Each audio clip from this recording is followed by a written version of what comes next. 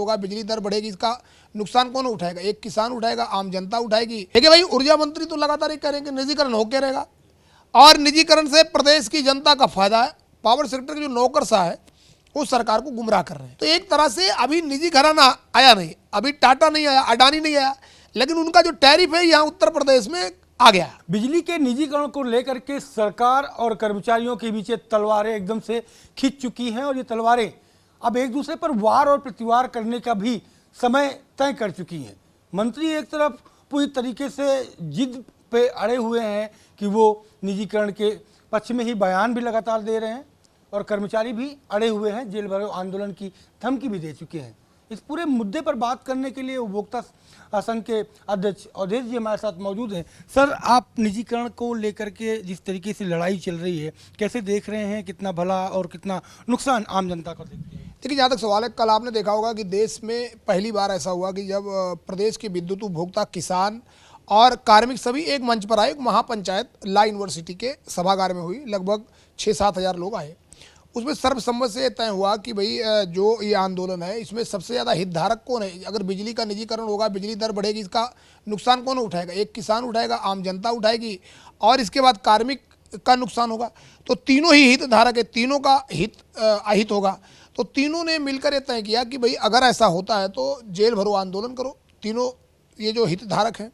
और जहाँ तक सवाल है, इसको एकजुट होकर आंदोलन का स्वरूप दिया जाए, जन आंदोलन चलाया जाए पूरे प्रदेश में।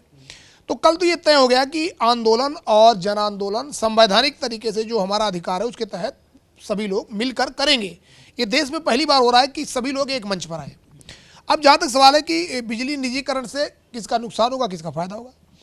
देखिए भाई, ऊर्जा मंत्री तो लगातार ये कह रहे हैं कि निजीकरण होके रहेगा और निजीकरण से प्रदेश की जनता का फायदा है। उनको शायद ये पता नहीं है, निजीकरण से सबसे ज़्यादा फायदा किसका है? अडानी का है, अंबानी का है, जो टाटा है, जो NPCL है, जो लोग हैं। इसका नाम ही मैं इसलिए ले रहा हूँ क्योंकि यही लोग बयानबाजी कर रहे हैं कि उत्तर प्रदेश में हम टेंडर डालने के लिए तैयार हैं। तो इनका तो फायदा होगा, लेकिन प्रदेश की जनता का क्या फायदा होगा? अभी निजीकरण की प्रक्रिया चली रही थी कि आपने देखा 13 रुपया तक बिजली दर का प्रस्ताव आ गया। ये फायदा दिख रहा है जनता को। जनता को लालटेन में ले जाने की बात कर रहे हैं।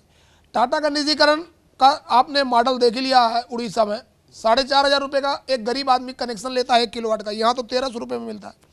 तो सब मिला के जो उत्तर प्रदेश सरकार है ये कहीं न कहीं इस पर हस्तक्षेप करते हुए जो नौकरशाह है, पावर सेक्टर के जो नौकरशाह है, वो सरकार को गुमराह कर रहे हैं। एक छोटी सी बात मैं कहना चाहूँगा, कोई भी अपनी ज़मीन जायदाद कुछ भी बेचता है तो उसकी ज़्यादा से ज़्यादा कीमत चाहता है, लेकिन यहाँ के नौकरशाह और जो ग्रांट ट्रांटन नामक कंपनी जो असंवैधानिक है, ये लोग मिलकर सरकारी संपत्ति को कम दामों में बेचना चाह रहे हैं। ऐसा क्यों करना चाह रहे हैं? सरकारी संपत्ति को कम दामों पर बेचने का मतलब हो गया भ्रष्टाचार। और इस भ्रष्टाचार के लिए जो भी दोषी है, इसलिए मैं बार बार कह रहा हूँ कि CBI जांच होना चाहिए, इस मसौदे की पूरी जांच पड़ताल होना चाहिए। और इन्होंने बड़ी चालाकी से इस मसौदे में उत्तर प्रदेश सरकार को फंसाने की कोशिश की। इन्होंने जो विद्युत नियामक आयोग में मसौदा दिया उसमें इन्होंने लिखा कि कई मामले जैसे वितरण हानियाँ हुई, रिटर्न ऑफ इक्विटी हुई, ऑपरेशन एंड मेंटेनेंस चार्जेज के मामले हुए, सब पर इन्होंने कहा विद्युत अधिनियम 2003 की धारा 108 में भविष्य में सरकार निर्देश आयोग को दे सकती है। इन्होंने इसलिए चालाकी से किया जिससे लोक महत्व के मामले में सरकार भी फंस जाए, भ्रष्टाचार करें ये लोग और सरकार को फंसाकर सरकार की छप धूमिल करें। तो ये बहुत बड़ा षड्यंत्र है, ये देश की सरकारी संपत्ति के साथ खिलवाड़ किया जा रहा है, इसलिए इसको किसी भी हालत में होने नहीं देंगे। और आपको मैं बताना चाहता हूँ कि प्रदेश की बिजली कंपनियाँ 1959 में बनी, तब से लेकर एक विभाग को बनाने में कितना लोगों का खून पसीने का कमाई लग गया। आज इतना बड़ा विभाग है तो इससे हमारे सरकारी क्षेत्र में जो हमारे जूनियर इंजीनियर की तैयारी करते हैं लड़के, JEE की तैयारी करते हैं, TG2 की तैयारी करते हैं, AE की तैयारी करते हैं, उनको रोजगार मिलता है। इतना बड़ा तकनीकी विभाग नहीं है तो उनका रोजगार छिन जाएगा।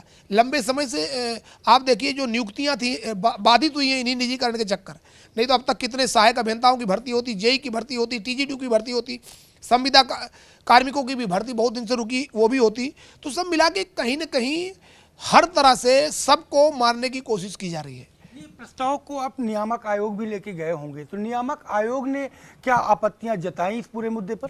देखिए, जहां तक सवाल, एकदम आपने बहुत सही सवाल किया। सरकार ने कहा कि भाई ठीक है, जब विरोध हुआ 5 महीने से लगातार, सरकार ने कहा भी मसौदा नियामक आयोग को मैं ले जाऊंगा और नियामक आयोग बताएगा कि और अपनी राय देगा। नियामक आयोग ने अभी 2 दिन पहले 3 दिन पहले नियामक आयोग ने भारी कमियां बताते हुए लौटा दिया इनका प्रस्ताव। तो अब तो उत्तर प्रदेश सरकार को आगे आगे करना चाहिए, बड़ा दिल दिखाते हुए कि भाई मैं निजीकरण का फैसला ही वापस ले रहा हूँ। आपको मैं उदाहरण देना चाहता हूँ, कोई नई बात नहीं है। जब 2005-06 में उपभोक्ता परिषद ने ये सेस का पूरा इलाका जो माल मलिहाबाद काकोरी जो लखनऊ का पूरा है एक फ्रेंचाइजी के रूप में निजी क्षेत्र में दिया जा रहा था, और उसमें माननीय स्वर्गीय मुलायम सिंह यादव जी नहीं हमारे बीच में, वो मुख्यमंत्री थे, और उस समय शिवपाल यादव जी ऊर्जा मंत्री थे। यहाँ टेक ओवर हैंड ओवर हो रहा था, मतलब निजी घरानों को निजी क्षेत्र को दिया जा रहा था। हमने नियामक आयोग में याचिका लगाई, उसी दिन 12 बजे नियामक आयोग ने रोक लगा दी। हमें याद है उस समय हमने ऊर्जा मंत्री को फोन करके कहा कि आप तो टेक ओवर हैंड ओवर करा रहे हैं, नियामक आयोग ने स्टे कर दिया। उन्होंने कोई बात नहीं, कार्यक्रम तुरंत वहाँ से हट सब लोग कैंसिल करके चले गए और टेक ओवर हैंड ओवर नहीं हुआ। और फिर सरकार ने कहा भाई ठीक है हम निजीकरण नहीं करेंगे। इसके बाद 2014 में सपा की जब सरकार आई तो 5 शहरों के निजीकरण का फैसला के लिए पीपीपी मॉडल कंसल्टेंट अपॉइंट कर दिया गया और रिपोर्ट भी आ गई। हमने विद्युत नियामक आयोग में फिर लगा दिया याचिका। विद्युत नियामक आयोग ने उस समय माननीय संजय अग्रवाल साहब थे यहाँ पे चेयरमैन थे, और एपी मिश्रा जी प्रबंध निदेशक थे। जब तलब किया उनको नियामक आयोग ने नोटिस दिया, हमने अवमानना लगा दिया, तो फिर इन लोगों ने अंततः वहाँ जवाब दिया और राज्य जो मतलब कि हमारे याचिका के बाद इन लोगों ने फिर फैसला वापस ले लिया। हमने उस समय माननीय तत्कालीन मुख्यमंत्री ये थे अखिलेश यादव जी, इनसे भी हमने बात की कि इससे जनहित में कोई भी प्रदेश की जनता को लाभ नहीं होगा। उन्होंने फैसला वापस ले लिया। तो हमारे उत्तर प्रदेश सरकार के जो ऊर्जा मंत्री हैं ए.के. शर्मा जी, उनको तो अभी मान लेना चाहिए कि नियामक आयोग ने कमी लगा दी तो हम अपना प्रस्ताव, इसमें कौन सी नाक ऊंची होने की बात है भाई? ये जनहित में मामला नहीं, इसको वापस ले लो, प्रदेश के हित में काम करो, सरकारी क्षेत्र में सख्ती करो, कोई भ्रष्टाचार करे उसको बर्खास्त करो, और क्या कहते हैं कानून बनाओ सख्त, लेकिन सरकारी क्षेत्र में ऊर्जा क्षेत्र को आगे ले जाओ। टाटा बिरला अडानी ऊर्जा क्षेत्र को आगे नहीं ले जा पाएंगे, क्योंकि ये जहाँ जहाँ है ये अपना फ़ायदा कमाते हैं, और फ़ायदा कमाने वाले किसान, आम जनता और किसी का लाभ नहीं देख सकते। एक मुद्दा और आया कि बीच में अभी प्रस्ताव हुआ कि बिजली की जो दरें हैं वो 13 रुपए के तकरीबन पहुंच रही थी, पूरा क्या मामला था? लेकिन जहाँ तक सवाल है, इसी बीच देखो एक चीज़ आपको बताना चाहूँगा, जब निजीकरण का ये तैयारी शुरू हुई तो जितने भी बड़े बड़े निजी घराने थे उनकी पहली शर्त यही थी कि उत्तर प्रदेश में तो उपभोक्ता परिषद 5 साल से बिजली दर नहीं बढ़ने दे रहा है, तो हमारी पहली शर्त होगी बिजली दरें बढ़े। तो उनकी ये शर्तों के तहत इन लोगों ने 45% तक गाँव की जनता का, शहरी क्षेत्र के उपभोक्ताओं का 40%, आम उपभोक्ताओं जो उद्योग हैं धंधे हैं इनका 20 से 30% बिजली दरों में बढ़ोतरी का प्रस्ताव दिया। और निजी घरानों को दिखाने के लिए देखिए भाई यहाँ बिजली दर का हमने प्रस्ताव दे दिया, आप लोग टेंडर आइए भरिए। तो एक तरह से अभी निजी घराना आया नहीं, अभी टाटा नहीं आया, अडानी नहीं आया, लेकिन उनका जो टैरिफ है यहाँ उत्तर प्रदेश में आ गया। तो इसलिए प्रदेश की जनता को समझना चाहिए कि उत्तर प्रदेश में अपनी मंशा इन लोगों ने जाहिर कर दिया, इसलिए उसका भी विरोध चल रहा, जबकि सभी को पता है प्रदेश के उपभोक्ताओं का बिजली कंपनियों पर 33,122 करोड़ सरप्लस निकल रहा है। उसके एवज में हमने 45% दरों में कमी का नियामक आयोग में प्रस्ताव दाखिल किया है। अभी 7 जुलाई से नियामक आयोग की सुनवाई शुरू होगी, उसमें हम सबका पर्दाफाश कर देंगे।